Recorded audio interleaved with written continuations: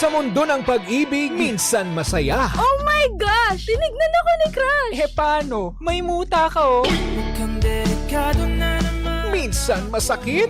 Grabe yun. Hanggang ngayon, nagre-relapse pa rin ako. Ito'y lilisan na. Minsan, sin-zoned. Aruy! Saklap! Pero dito sa Energy Love Lines, hindi ka nag-iisa. Yes! Like you and me against the world! Go, go, go, Pangga! Di man araw-araw na nakangiti.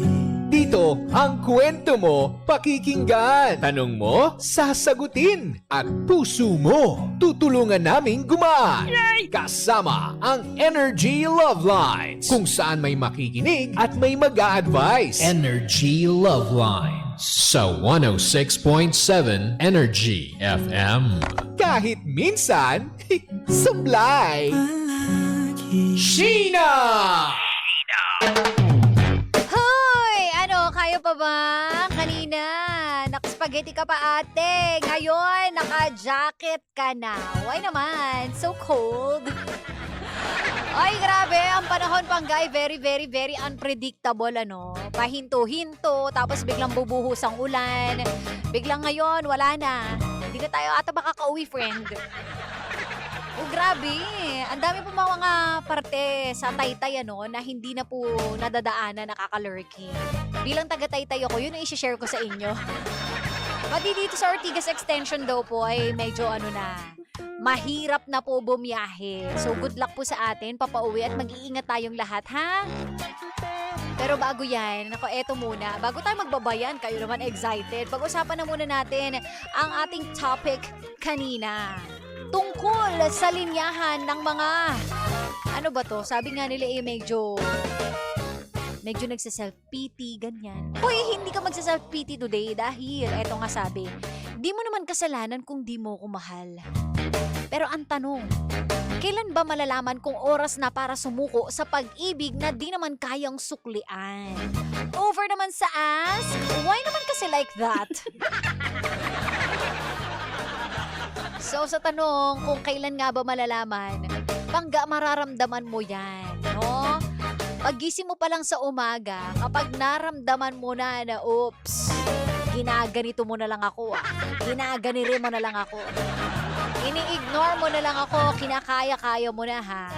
Hindi mo naman nare-reciprocate, wala namang pabalik-balik, ganon. Wala man lang thank you. Ibig sabihin, it's time to move on. Lalo na kapag ikaw po ay nagpaparamdam naman na meron kang gusto sa kanya, no? Pahapyaw ka, ganyan. Tapos hindi naman niya naibabalik. Wala namang patingin sa'yo, no? Kunwari ikaw pasulyap-sulyap, kunwari, gano'n. Patingin-tingin sa akin, di maintindihan. Kasi hindi mo naman sinasabi sa kanya, ay paano nga ba titingin pabalik yan?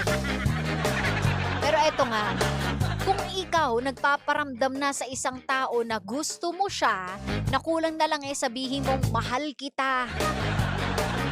Pero, ang sagot niya sa'yo as a friend lang, as a brother, as a sister, malapinsan, kinakapatid, kapitbahay. Siguro naman ramdam mo na yon. Hindi ka naman magpapakamanhid, di ba? Para ipilit pa yung sarili mo.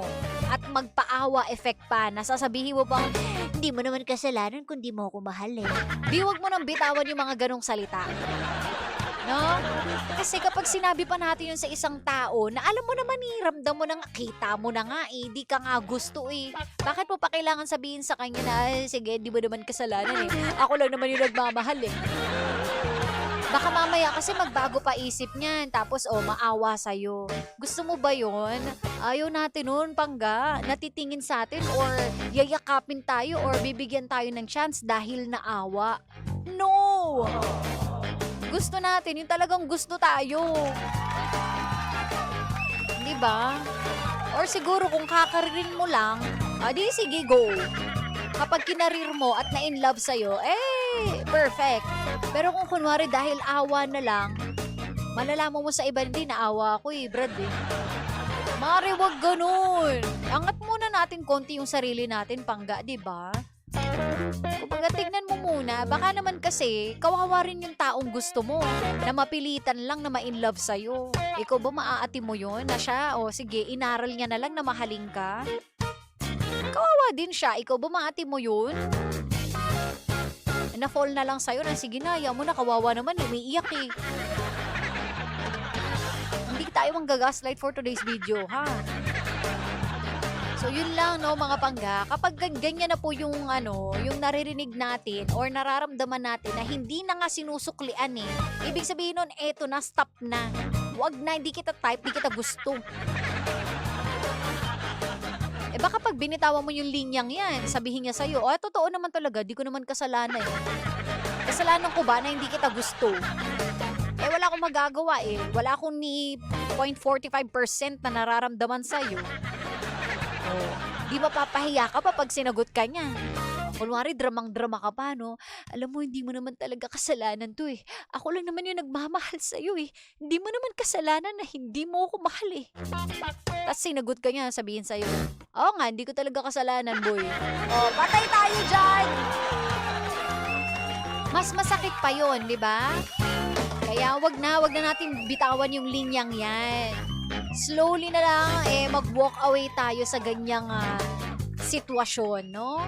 Hayaan na lang natin. O di, tropa lang kayo, friends lang kayo, no? Ganun na lang. Alright? Kapag di niya sinusuklian, hayaan mo. Ibig sabihin, hindi yan para sa'yo, pangga. Ganun lang yon. Ha? Hindi naman sa naghihintay tayo ng balik, ano? Pero di ba, maganda naman pangga na mahal kita, tapos mahal mo ko. Ang I love you, dapat ang sagot niyan ay I love you too. Hindi yung I love you, tapos ang sagot sa'yo, oy, thank you. Salamat sa pagmamahal mo. Thank you for the love. Ay, hindi ganon. Okay? Isipin nyo rin po yung tao. Isipin nyo rin yun. Yung sinasabihan nyo ng mga linyang yan. Kawawa naman, pangga. Baka mamaya dalhin niya pa yan, no? Maging burden pa yan sa kanya na, ay, teka lang, baka meron ako na agrabyado, umiiyak sa harap ko, ganyan. Huwag na, hayaan na rin natin siya mabuhay ng payapa. Kasi hindi niya naman talaga kasalanan na wala siyang feelings sa'yo. Period. Yun. Ha? Wala siya talagang fault. Kahit napigain mo pa yan ng 50 beses, wala kung wala siya nararamdaman sa'yo. Kahit gisahin mo pa yan, wala. Okay? At dahil dyan, maraming salamat sa inyong lahat, mga pangga. Sana naman po kahit papaano, ay, alam mo na ang isasagot mo kapag sinabi yan sa'yo.